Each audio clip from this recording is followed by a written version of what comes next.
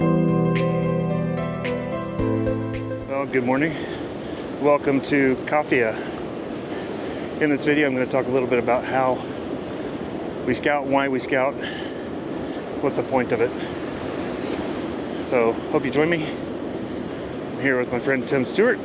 We are scouting for some locations in the dunes and the hills in front of us. There's a lone tree and a saddle. We got about a 2-kilometer walk along the beach here. It's also the middle of the day, on a blue sky day. It's just a scouting trip looking for sunset locations.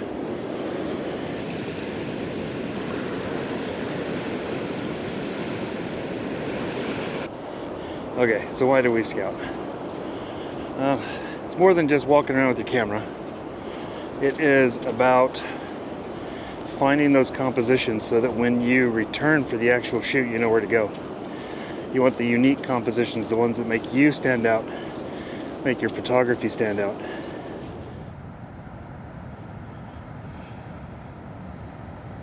It's a bit of a time saver so that when you return for your 2-kilometer walk, you know where to go, you know what you're looking for, you've already done some test shots, you know that everything's going to fit in the frame and do what you want.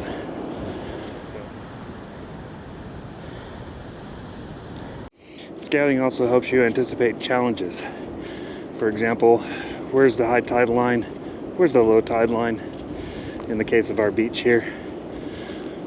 Or in the case of weather, clouds, you know where to go. You know, for example, here on the beach, let me turn you around. We've got this area right here, kind of a low depression. It drops down 1/2 to 3/4 of a meter to that water there. Speaking of, some pretty lines. Took a stop because, let me turn you around, found a composition. There's a little trail of water running through the sand out to the sea, and just thought it was an interesting composition. Let me flip you around here, and so it's this water right here that's moving through, comes in, makes this S curve and goes out. On the camera it's kind of looking like this, maybe kind of hard to see. Block it. So I've got it coming out of this corner, makes this S, and it bends around and hits the sea. Not much sky because there's not much in the sky. And I'm going to try this in both horizontal and vertical and see how it does. Got the tripod set pretty low, and we're at ISO 100 f13 1/80th of a second. So zoom in, we've got this swirl here, or this S curve coming around here. That looks pretty good. It is a blue sky day, and it's just for fun today. But noticing these things in the environment as you're walking around scouting might help you figure out where this is in the future. So when you come out here for sunset or on a cloudy day, it's in your mind and you know that it's here. It'll change because it's based on the tides, but it'll be here because this water is coming down from above. If the vision matches reality, here's the shot.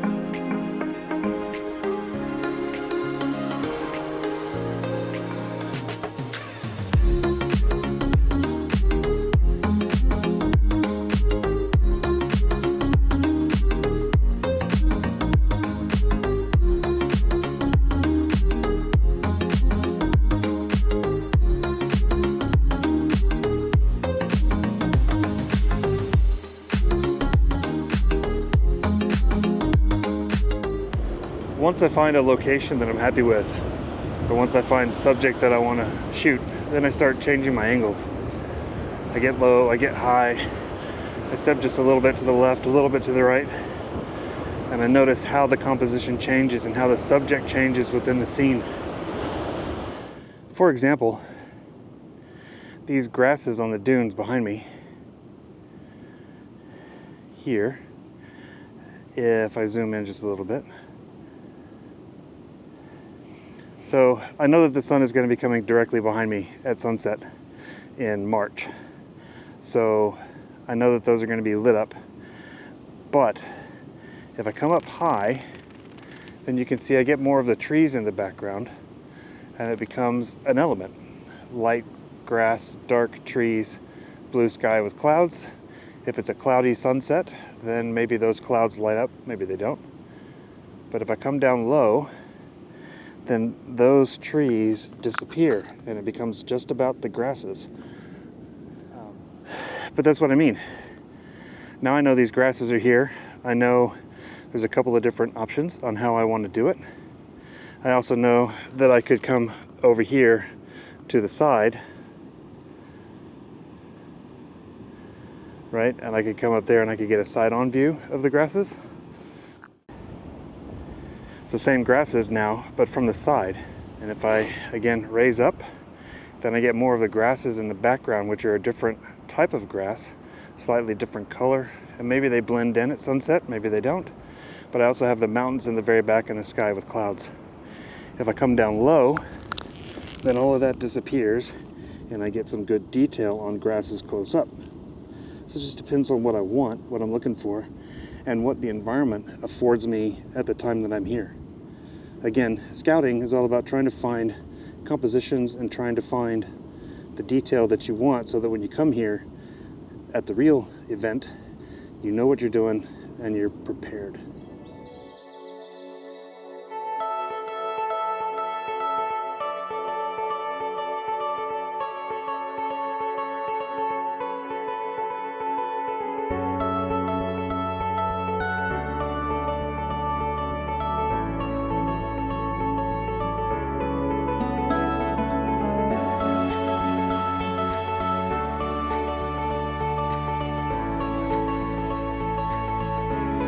During scouting, what I shoot is images that I think are going to be good. Are those going to be good images on the day of the scout? No, they're not.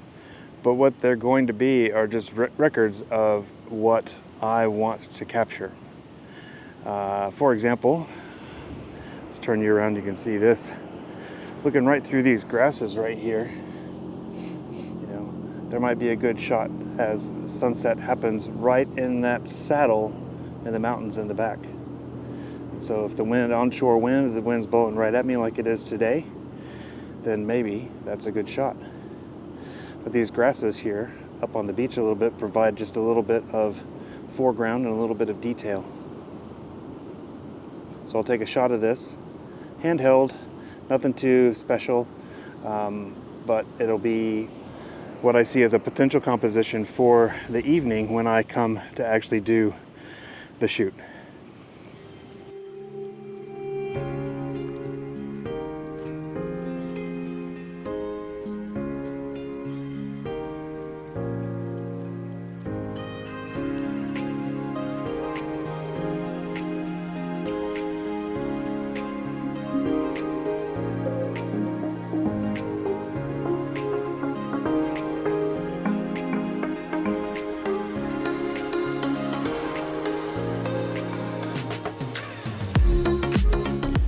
I'm also going to be recording some notes into my phone just so that I know what my thought processes are when I'm here.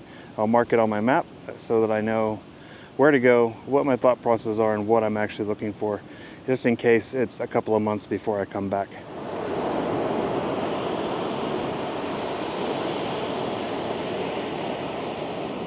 Scouting isn't always going to be smooth sailing for you. You've got to make sure that you can stay flexible when you're out and about. Tides may come in faster than you think. Weather may change unexpectedly, or there may be terrain that you're not expecting. A trail is washed out. The key is to stay flexible. You got to make sure that you're ready to go for anything that might come about. Those unexpected moments can lead to some of the best shots that you will ever take. Just look at the color of that water. That's just gorgeous green. All right, got my camera set up for that lone tree that's in that saddle. It's on a little island in the bay, but the tree is dark, the grass around it is light green, and the hills in the background are more of a blue-green because they're more in the distance and there's a little bit of haze. So let's take a look at the back of the camera and I'll show you a little more. All right, I've brightened it up a little bit so you can see, but I've basically broken the image into 3 layers. I've got the sand at the bottom, I've got the water in the middle, and I've got the hills, mountains in the background in the top third. Not truly following the rule of thirds, but it's kind of close. The tree is almost in the middle. The wind has kind of blown it off. I'm going to have to adjust that. But I'll put the tree smack in the middle. And then I'll also turn my shutter speed down so it's not blown out. All right, shutter speed's turned back down. 2-second timer is on. All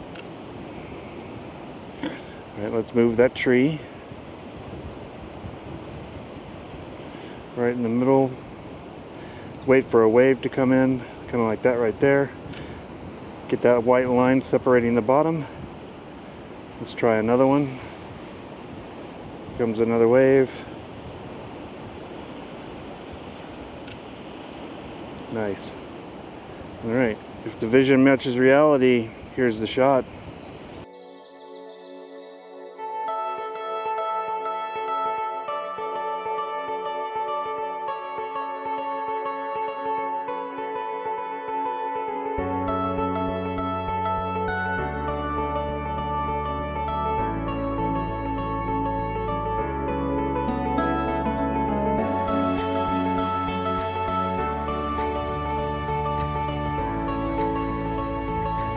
A quick tip when you're changing your lens at a sandy beach is get behind a dune and some grasses.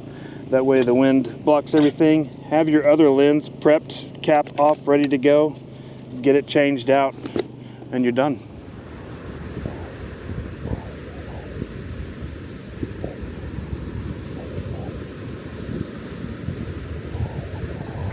All right, so taking a little bit of a water break. It's kind of warm out here today.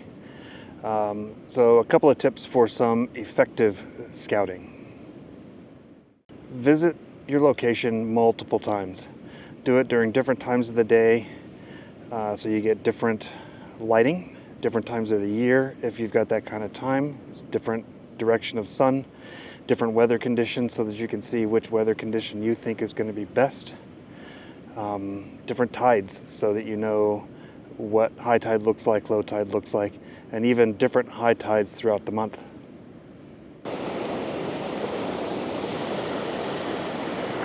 Like I said before, keep an open mind. Sometimes those best shots are going to be the unexpected ones that you find that you weren't necessarily thinking were going to be there.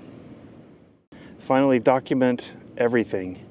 Take notes, take pictures, do sketches if you're into that, so that you can find your locations, you can find your areas that you know are going to be the best shot when the time comes.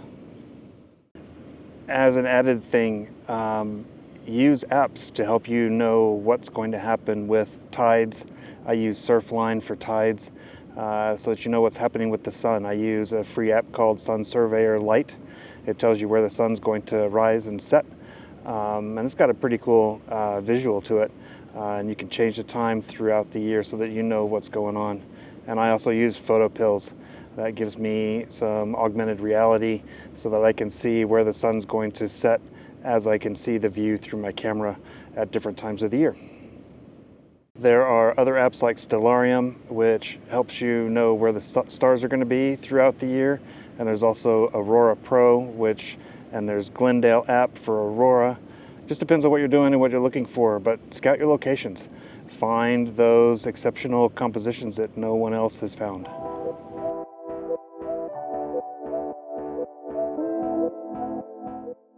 That's me done for the day. I'm gonna head back to the car now, walking on the hard sand down by the water. Scouting is a very rewarding part of your photography. Helps you find what you're looking for when you're not stressed because the sky's blowing up or the weather is perfect. Not only does it prepare you for your shoots, but it just helps you connect more with the landscape around you and helps you be one with what you're trying to shoot. So the next time you're planning your shoot, take the time to scout. It really will make for a better experience in the shooting and better compositions overall. If you found this video helpful, give it a like, give it a thumbs up, subscribe to the channel for more adventures to come. I've got my Iceland video coming up pretty soon. Finally, it's been months. Do you have scouting tips of your own? If you've got scouting tips of your own, leave them in the comments below and let me know what you do to help prepare you for a better shoot. Thanks again for watching. My name is James Elam. We'll see you next time. Thank you.